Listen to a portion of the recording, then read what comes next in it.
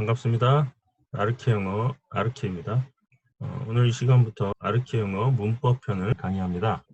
아르케 영어 문법은 암기하지 않습니다.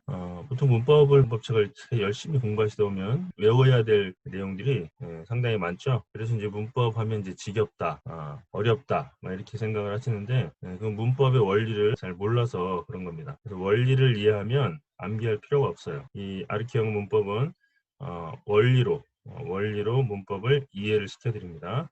그래서 쉽고 재미있게 문법을 이제 공부할 수 있죠. 이 문법편을 좀 공부를 다 하시고 나면 이제 독해를 하거나 영작을 할 때 좀 더 쉽게 접근하실 수 있을 겁니다. 그럼 아르케 영어가 어떤 건지 예문을 통해서 맛을 보여드리도록 하겠습니다. 관사를 한번 볼게요. 자, 관사. 우리 관사 그러면 문법책에 많은 내용들이 나오죠. 그거 외우려면 참 힘들고 어렵습니다. 그러니까 관사의 쓰임, 이 사용 용례들을 막 이제 설명해 놓고 어떤 때 뭐 덜을 붙이는지, 어떤 때 어를 붙이는지, 또 어떤 때 안 붙이는 건지, 이런 것들은 이제 다 이제 외워야 되는 거죠. 그래서 무슨 해, 달, 별 이런 데는 뭐 덜을 붙이고, 이 뭐 신문, 잡지 뭐 이런 데 붙이고 뭐 이런 거 외우죠. 덜을 붙인다 뭐 이런 거. 뭐 어떤 때는 또 어가 어떤 뭐 하나의 뭐 이렇게 또 외우고, 그렇게 해서는 이 관사를 잡을 수가 없습니다. 거기 또 보면은 예외라는 게 또 많이 나오죠. 근데 예외를 또 외워야 돼요. 이것도. 그런 식으로 이제 관사를 하면 안 되고, 관사는 하나의 원리가 있다는 거예요. 자, 그러면 여기 이제 관사를 보면 관사는 이제 더가 있죠. 더. 그 다음에 어가 있죠. 그 다음에 무관사가 있어요. 이 세 가지가 있습니다. 크게. 그러면 더는 뭐냐? 더는 자, 이것만 기억하시면 돼요. 자, 더는 나도 알고 너도 알면 더. 그렇게 하시면 돼요. 자, 따라해 볼까요? 나도 알고 너도 알면 더. 나도 알고 너도 알면 더. 자, 그 다음에 어는 나만 알면 이렇게만 기억하시면 돼요. 자, 요거 가지고 이제 다 되는 거예요. 그러면 더는 뭐예요? 나도 알고 너도 아는 그 학교를 말하는 거죠. Let's go to the school 그러면 나도 알고 너도 아는 그 학교. 자, 예를 들어서 이런 상황이 있죠. 같은 학교 학생이에요. 같은 학교 학생인데 이제 한 학생이 학교에 가면서 이제 친구 집에 들렀습니다. 야, 학교 가자. 이럴 때. 자, 그럴 때 학교는 뭐예요? 그 말하는 학생도 알고 듣는 학생도 아는 그 학교죠. 자, 그럴 때 Let's go to the school. 이렇게 하는 겁니다.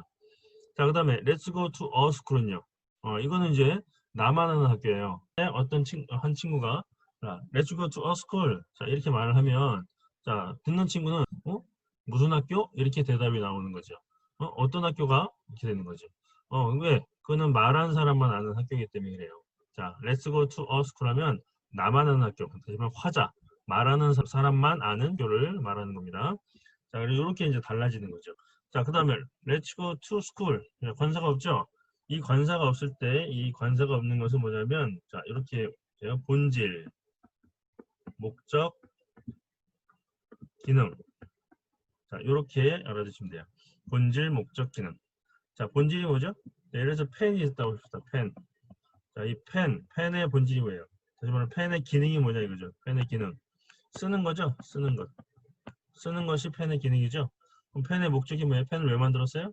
쓰기 위해서 만든 거죠. 그럼 펜의 본질이 뭐냐? 펜의 본질도 쓰는 겁니다. 이 쓰는 기능이 없으면 이 펜의 본질은 잃어버리는 거죠. 자, 같은 말입니다. 본질, 목적, 기능. 그래서 Let's go to school 하면 자, school. 이 school의 본질로 들어가는 겁니다. 자, school의 본질. 학교의 본질이 뭐죠? 그렇죠. 공부하는 데죠. 자, 그리고 수업하는데. 자, 그러니까 여기는 지금 학교 가자 이런 뜻이 아니에요. 이 말은 공부하러 가자 이런 뜻입니다. 수업하러 가자 이런 뜻이에요. 네, 다르죠? 자, 학교 때 좀 영어 공부하신 분들은 go to bed라는 이 수거를 한 번쯤 외우셨을 거예요. 자, 그러면 이게 뭐야? 잠자러 가다 이런 뜻이죠. 자러 가다. 이게 왜 자러 가다일까요? 자, bed에 지금 앞에 관사가 없죠. 그죠? 예, 관사가 없을 때는 뭐라고요? 예, 본질, 목적, 기능. 그럼 침대의 본질, 목적, 기능이 뭐예요? 자는 거죠. 예, 그러니까 뭐예요? 자러 가는 거예요. 자러 가다. 잠자러 가다. 예, 그러니까 이거를 뭐 go to bed 외울 필요가 없는 거죠. go to bed 자러 가다. 이렇게 외울 필요가 없어요. 그냥 bed가 본질, 목적, 기능으로 하기 때문에 그냥 잠자러 가는 거예요. 예, 다른 명사와도 마찬가지입니다. 여기에 어떤 명사가 오든지 무관사로 오면 그거는 본질, 목적, 기능으로 가는 거죠. 예, 그러니까 이 원리를 알면 이런 수고도 외울 필요가 없게 되는 거죠. 자, 그러니까 이 관사의 사고 이걸 정확하게 알면 굳이 외울 필요가 없고 모든 그런 관사 그 문법에 있는 그 용례들 이런 것들을 다 일일이 알 필요가 없는 겁니다. 내가 그때 상황에 맞춰서 생각해서 쓰면 되는 겁니다. 예를 들어서 우리가 sun이라는 단어, 태양, 여기에 왜 덜을 붙이죠? 왜 덜을 붙일까요? 자, 태양은 뭐예요? 모든 사람이 다 알죠. 나도 알고 너도 아니까 더 sun을 쓰는 겁니다. 근데 예를 들어 어떤 사람이 sun을 썼어요. 자, 이렇게 쓸 수도 있는 거죠. 왜? 이 사람은 뭐예요? 천문학자가 하늘을 보면서 새로운 이제 태양을 발견한 거죠. 자, 그럴 때 이제 과학 잡지나 이런 데 내겠죠. 그럴 때는 sun을 쓰는 겁니다. 그러니까 뭐 태양이라고 해서 반드시 덜을 쓰는 건 아니라는 거죠. 예, 그러니까 이 사고를 모르면 이거 헷갈리는 거예요. 왜 여기엔 어를 썼지? 썼는다. 이거 틀렸네? 이렇게 얘기하면 안 되는 거죠. 예. 아직까지는 이 과학자만 아는 거죠. 그렇기 때문에 어를 쓰는 겁니다. 자, 그러면 우리가 이제 문법에 보면 이런 게 있죠, 또. 처음에 나오는 단어는 어를 쓴다. 그 다음에 나오는 단어는 덜을 쓴다. 이렇게 되는 거죠. 그럼 예를 들어서 어선을 썼단 말이야. 어선을. 새로 발견했으니까. 그 다음에는 뭘 써야 돼? 그 다음에는 뭐 얘기를 했기 때문에 나도 알고, 그죠? 읽는 독자도 아니까 그 다음부터는 더선을 쓰는 거죠, 이제. 그러니까 이 더선은 뭐예요? 우리가 일반적으로 말하는 그 태양이 아니라 이 논문 안에서 말하는 태양을 말하는 거죠. 다른 태양입니다, 이것도. 같은 더선이라도. 그러니까 이걸 모르면 헷갈리는 거예요, 자꾸. 그러니까 이거는 여러분들이 영미 사람들도 사실은 알지 못해요. 이 개념을, 이 원리를. 왜? 우리말도 그렇죠. 우리말 문법을 정확하게 알아서 우리가 언어를 하는 게 아니잖아요. 그냥 우리가 어떤 관습적으로 쓰는 거죠. 우리 그냥 우리 느낌으로 그냥 쓰는 거죠. 그죠? 철수가 왔다. 철수는 왔다. 자, 이 가와 는의 차이는 뭐죠? 이거 생각 안 해봤죠? 문법적으로 들어가면 문법 학자들은 이걸 다 이제 그 분석을 하거든요. 근데 일반 사람들 쓰는 사람들은 이거 분석 안 해요. 그냥 그 느낌으로 쓰는 거지. 마찬가지입니다. 그 관사도 마찬가지예요. 이미 사람들이 이거를 막 의식해서 이땐 덜을 써야지, 이땐 어를 써야지 이렇게 쓰지 않아요. 그냥 느낌으로 그냥 쓰는 거예요. 그렇기 때문에 관사의 원리가 뭔지 개념이 뭔지 이것들은 사실 그 사람들은 모릅니다. 근데 우리는 외국인의 입장에서는 이 느낌을 모르니까 사실 못 쓰는 거예요. 근데 이 원리를 발견하고 이 원리대로 쓰면 이제 그들처럼 쓸 수 있는 거죠. 유학을 가거나 거기에 뭐 10년, 20년 사는 사람들도 사실은 이 어더를 몰라서 대화가 안 되고 사실은 에세이나 논문을 쓸 때도 굉장히 많이 틀리는 부분이 바로 이거예요. 명사마다 이게 나오는데 관사가 그때마다 이 어를 쓸지 덜을 쓸지 관사를 안 쓸지 이런 것들을 이제 생각해서 써야 되는데 그때마다 뭐야 문법책 볼 수는 없잖아요. 그렇게 해서도 안 되고 원리를 알면 그냥 나올 때마다 자기 생각대로 판단해서 쓰시면 됩니다. 자, 문법이 필요한 이유가 뭐냐? 보통 문법 그러면 문법이 필요 없다. 뭐 이렇게 말하는 사람들이 있어요. 그러니까 과거에 이제 너무 문법 교육만 시켜서 이제 그런 거죠. 그러니까 이제 뭐 말하고 듣기 이 회화가 잘 안 되니까 언어라는 것은 의사소통이 목적인데 그게 잘 안 되니까 그 의사소통의 목적이 안 맞는다. 그 왜 그러냐? 문법 때문에 그렇다. 우리 문법 중심의 교육을 해서 그렇다. 이래서 이제 문법을 안 가르치기 시작했어요. 학생들에게 이제 회화만 이제 말을 가르치게 된 거죠. 근데 그러다 보니까 문제가 생겼어요. 문제가 생긴 게 뭐냐면 회화만 쭉 하다 보니까 더 이상 이제 발전이 없는 거죠. 고급 문장, 고급 회화 이런 것들, 고급 영작 이런 것들을 할 수가 없게 되는 거예요. 문법을 알아야만 그런 게 이렇게 할 수 있거든요. 자, 우리말도 마찬가지죠. 우리말 그냥 대화하고 뭐 일기 쓰고 뭐 이렇게 할 때는 그냥 막 쓰면 돼요, 그냥. 그런데 논문이나 뭐 이런 굉장히 공식적인 이제 문서들을 쓰다 보면 이 문법이 굉장히 중요하다는 걸 알게 돼요. 이 문법에 안 맞는 말을 쓰게 되면 어떻게 돼요? 그건 가치가 없는 글이 되는 거죠. 그렇기 때문에 이 문법은 상당히 중요한 겁니다. 회화할 때는 필요 없죠, 사실. 회화할 때는 그냥 문법에 안 맞아도 다 이해해요. 상황이 있기 때문에. 그러나 글을 쓸 때는 그렇지 않습니다. 글을 쓸 때는 상대방의 내 상황을 모르기 때문에 정확하게 문법에 맞는 글을 쓰지 않으면 이 글 자체를 이해하기가 이제 어렵게 되는 거죠. 그리고 문법에 딱 맞췄어야 교양 있는 이제 글이 되는 거고요. 그래서 정확한 영어를 구사하기 위해서 말도 마찬가지죠. 토론을 하거나 이럴 때는 정확한 문법을 써줘야 돼요. 그냥 일상 대화가 아니라. 그러니까 정확한 영어를 구사하기 위해서 문법이 필요한 거고요. 그다음에 좀 더 고급 수준의 영어를 구사하기 위해서 문법이 필요한 거죠. 그다음에 문장을 정확하게 해석하기 위해서도 문법이 필요한 겁니다. 독해를 하는데 쉬운 문장만 있는 게 아니잖아요. 어려운 문장들은 사실은 문법을 알아야만 이제 할 수 있는 경우가 많이 있습니다. 이 문법도 그냥 외우는 문법이 아니라 원리를 알고 구조를 알고 이렇게 해야 문장을 정확하게 해석할 수 있습니다. 그 다음에 영작도 마찬가지죠. 예, 고급 수준의 영작을 하기 위해서는 이 문법이 반드시 필요합니다. 좀 더 내가 더 실력을 더 쌓기 위해서는 문법은 반드시 필요한 겁니다.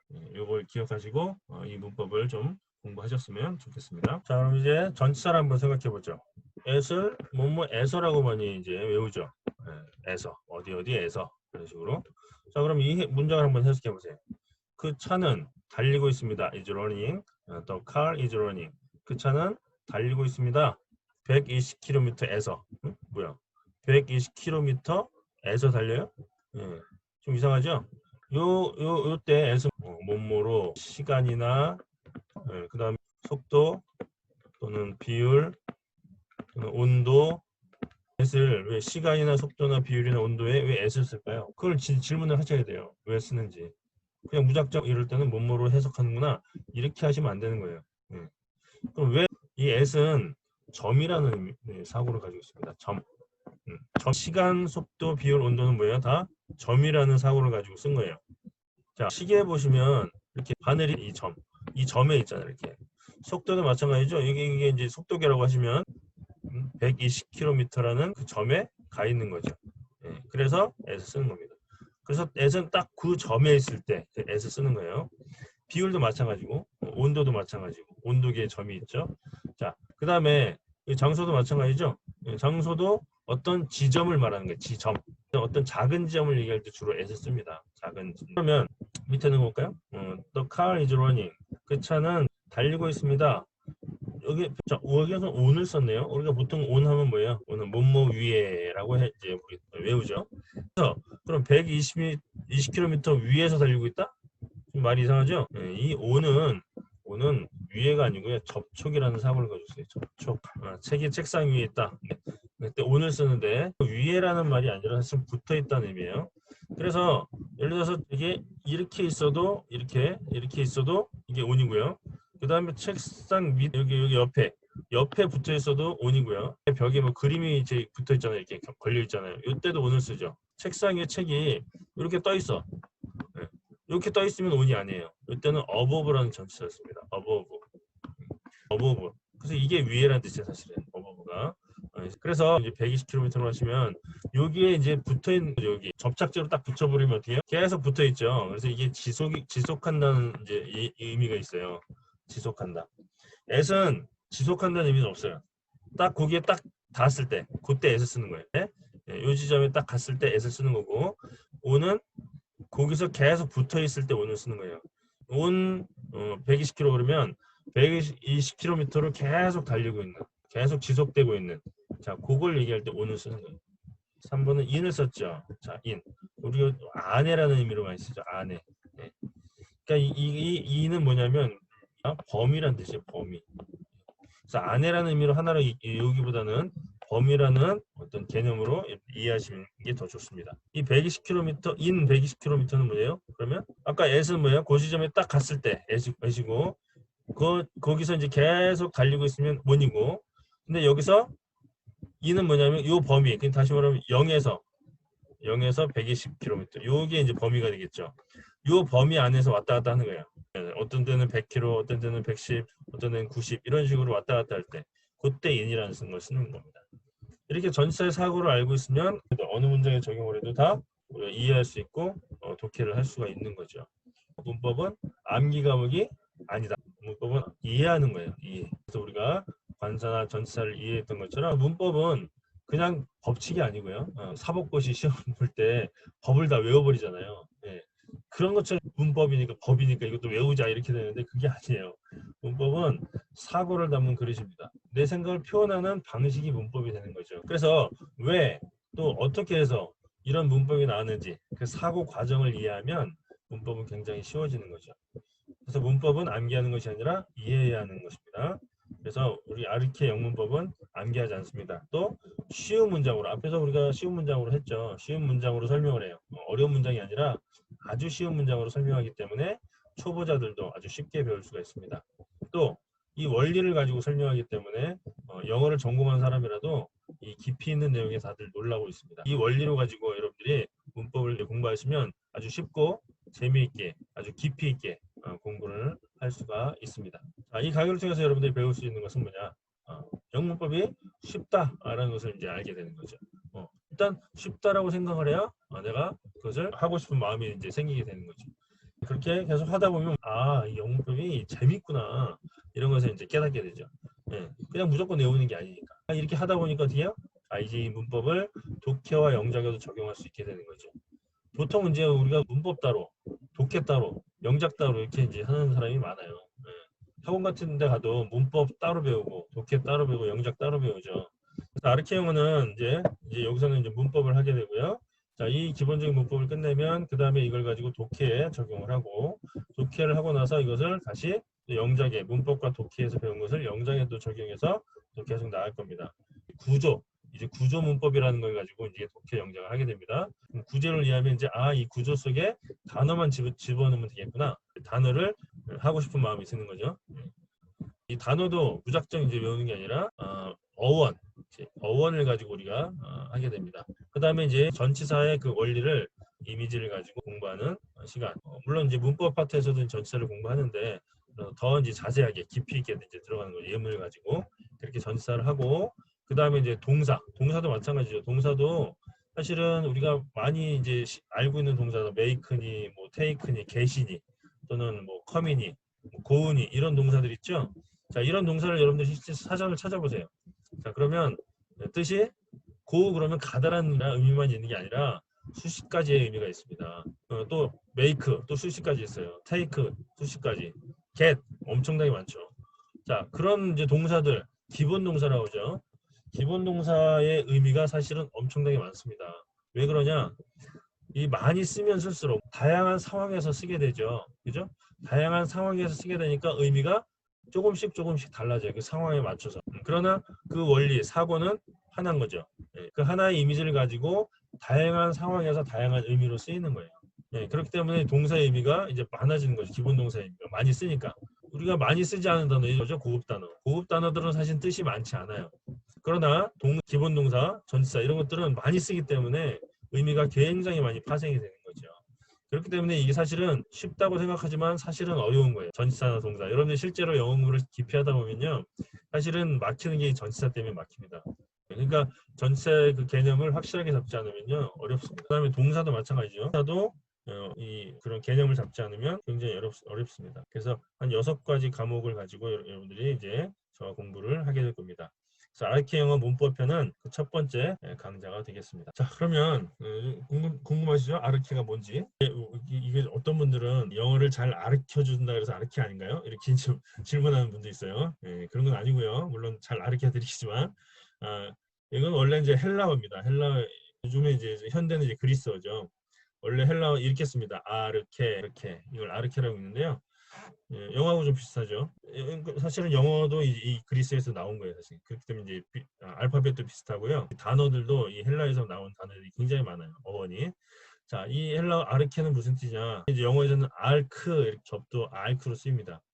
이 알케는 뜻은 뭐냐면 시작이라는 뜻이에요. 원래 시작, 처음이라는 의미에서 이제 원리라는 의미가 되는 거죠. 원리. 자, 그 시작, 처음, 원리라는 의미에서 뭐가 되냐면 우두머리, 지도자라는 뜻이 돼요. 처음, 최고니까 최고라는 의미에서 우두머리라는 뜻이 나오고요. 시작하는 사람, 그래서 원리를 가진 사람이 바로 우두머리가 되는 거죠. 알크라는 접조를 가진 단어들이 알키알러지가 있죠. 알러지, 로지는 이제 학문이고요. 그래서 알키는 시작에 대한 학문에서 고고하게 됩니다. 그래서 아키텍트 하면 텍트는 테크닉을 말합니다. 테크닉, 기술. 그래서 아크, 최고의 기술. 그래서 이 고대의 최고의 기술은 뭐냐면 건축, 건물 만드는 거. 건물을 짓는 게 최고의 기술이었어요. 그래서 건축가가 바로 아키텍트입니다. 그래서 비숍은 주교죠. 그래서 알크는 이제 우두머리 주교니까 대주교가 됩니다. 자, 이렇게 접두어로 쓰이고요. 자, 그래서 이 아르케는 바로 시작, 처음, 원리, 우두머리라는 뜻이에요. 그래서 여러분들이 이 원리와 함께 하는 이 아르케 영어로 여러분들이 시작해서 영어의 우두머리 나아가서 이 사회에서 우두머리가 되시기를 바랍니다. 네, 감사합니다.